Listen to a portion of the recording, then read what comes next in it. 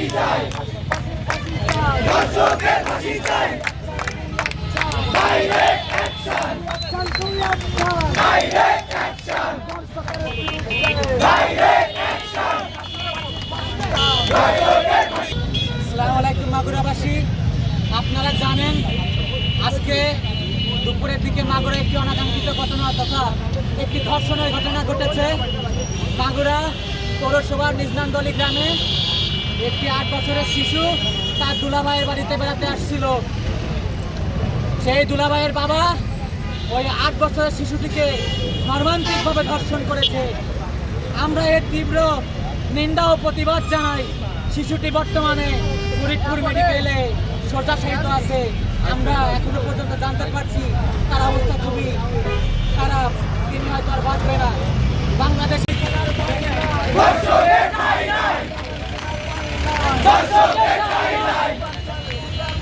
Direct action, direct action, direct action.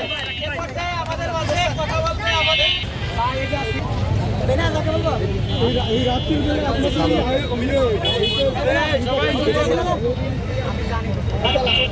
একটু বলুন তো বিষয়ে বলবেন যে এই যে আপনারা যে আন্দোলন বললেই হবে।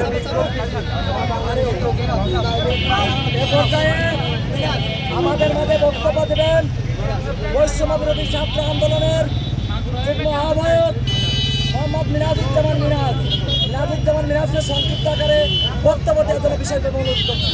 চলমান ধর্ষণ চলছে, তারই পরিপ্রেক্ষিতে এবং মাগুরায় যে ঘটনা ঘটলো সেটার পরিপ্রেক্ষিতে আজকে আমরা রাজপথে নেমে এসেছি। বর্তমানে বিভিন্ন মহল থেকে আমরা জানতে পারছি যে বাংলাদেশের বর্তমান পরিস্থিতি খুবই খারাপ। বর্তমান পরিস্থিতিতে প্রতিদিন সারা দেশের বিভিন্ন স্থানের এই ধর্ষণের ঘটনা ঘটতেছে। মাগুরায় এই ঘটনা আজকে ঘটছে।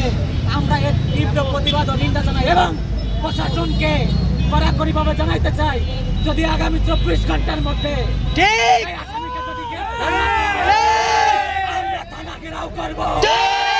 আমরা দেখতে পাচ্ছি জুলাই গণঅভ্যুত্থানেও অনেক আসামি রাস্তাতে ঘুরে বেড়াচ্ছে। আমরা বলেছি কিন্তু প্রশাসন নিচে চুপ হয়ে আছে, সেই আসামিদের ধরা হচ্ছে না।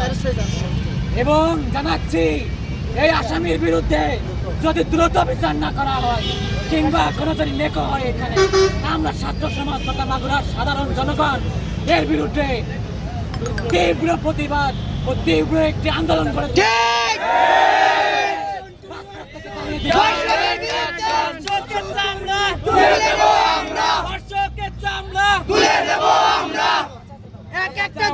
বক্তব্য দেবেন বৈষম্য বিরোধী ছাত্র আন্দোলনের প্রতিনিধি মোহাম্মদ জান্নাতুল মাওয়াকে তার বক্তব্য দেওয়ার জন্য বিশেষভাবে অনুরোধ করছি। ইতিমধ্যে জানতে পারছি মাগুরায় একটা 8 বছরের একটা ছেলেকে পড়ে তাকে ধর্ষণ করা হয়েছে। এটা যদি আপনাদের মা বাবা মানে আপনার বোন অথবা আপনার পরিবারের কারোর সাথে আপনাকে চুপ করে থাকতে পারতেন, অবশ্যই পারতেন না।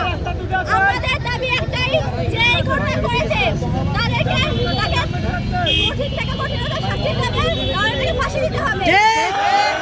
তাকে যতক্ষণ না পর্যন্ত সঠিক বিচার দেওয়া হবে, মানে তাকে যতক্ষণ না পর্যন্ত তাকে সঠিক করা হবে, শাস্তি দেওয়া হবে, ততক্ষণ পর্যন্ত আমরা চুপ করে থাকবো না। আমরা এর বিরুদ্ধে প্রতিবাদ জানাবো এবং আমরা চাই 24 ঘন্টার মধ্যে তাকে ধরে কঠিন থেকে কঠিনতর শাস্তি দেওয়া হোক। এর মাধ্যমে আমি আমার সংক্ষিপ্ত বক্তব্য শেষ করছি। ধর্ষকের ঠিকানা এই বাংলায় হবে না, ধর্ষকের ঠিকানা এই বাংলায় হবে না। এ পর্যায়ে আমাদের মাঝে বক্তব্য দেন বৈষম্য বিরোধী ছাত্র আন্দোলনের সুযোগ্য আহ্বায়ক ইঞ্জিনিয়ার সালিম ভাইকে তার বক্তব্য দেওয়ার জন্য বিশেষভাবে অনুরোধ করছি।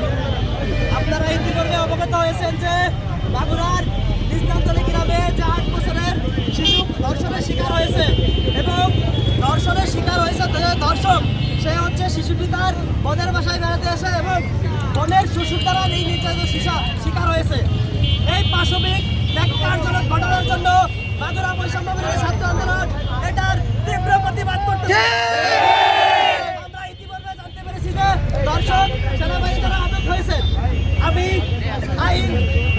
আইন প্রণয়নকারী যারা আছে তাদেরকে বলতে চাই, এই ধর্ষকের অনতি বিলম্বে বিচার কার্য শেষ করে তাকে ফাঁসির কাঠগড়ায় না দেওয়া হয়। মাগুরা বৈষম্য বিরোধী ছাত্র আন্দোলন অতীতেও যে কোনো অন্যায়ের বিরুদ্ধে রাজপথে ছিল, এখনো আছে, ভবিষ্যতেও থাকবে। যদি অতি দ্রুত ফাঁসির কাঠগড়ায় না দেওয়া হয়, আমরা রাজপথে একটি জুলাই গণঅভ্যুত্থানের মতো আন্দোলন কঠোরভাবে।